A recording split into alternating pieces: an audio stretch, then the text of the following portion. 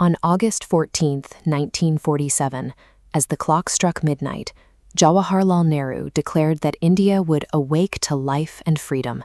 It was the end of British rule. By daylight, the newly drawn borders had triggered the largest mass migration in human history. Millions were abruptly displaced, forced onto overflowing trains and long marches across the fractured subcontinent. The political partition didn't stop at civilian borders. It also mandated the division of the state's most cohesive institution, the British Indian Army. For decades, this force of 2.5 million men had operated almost insulated from the religious conflicts of the wider country. Hindu, Muslim, and Sikh soldiers lived, trained, and fought side by side. To create two independent nations, that brotherhood had to be dismantled, forcing soldiers to suddenly abandon the regiments that had defined their lives. The instrument used to execute this massive military split was remarkably mundane. Early in July, every Indian officer was handed a mimeographed form. The instructions were blunt. Each man had to check a box, stating if he wished to serve the military of India or the new state of Pakistan. For Hindu and Sikh soldiers, the choice was straightforward. But for Muslim officers whose family homes would still be located in India, that simple sheet of paper posed an awful dilemma. Should they walk away from their lands, their ancestral homes, and their families to serve a state simply because they were Muslim? Or should they remain in the land they were bound to, accepting the risk that anti-Muslim sentiment would stifle their careers? A vast logistical undertaking became a series of thousands of deeply personal, impossible choices.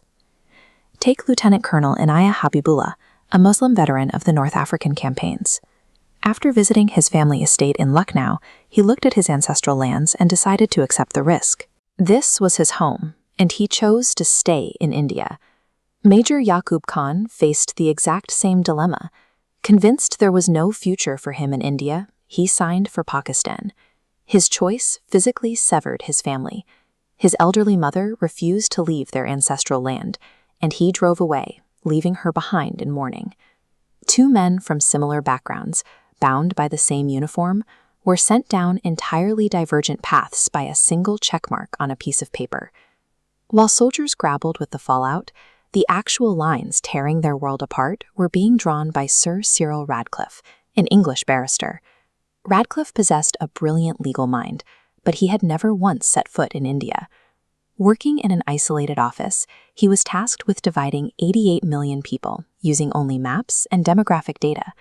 The map he was carving up was already incredibly fragile. The subcontinent contained 565 independent princely states, ruled by Maharajas and Nawabs. With the British leaving, many saw an opportunity to refuse integration and splinter India into dozens of independent kingdoms. Viceroy Louis Mountbatten had to step in. Leveraging his royal lineage and personal connections, he systematically pressured the rulers to abandon their sovereign claims and sign an act of accession to either India or Pakistan.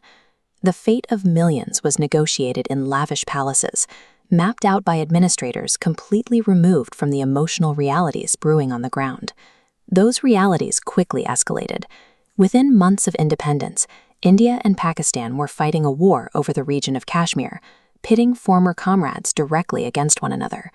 Major Yaqub Khan, leaving his family behind in India, led a Pakistani battalion up a freezing, snow-covered slope to assault an enemy position.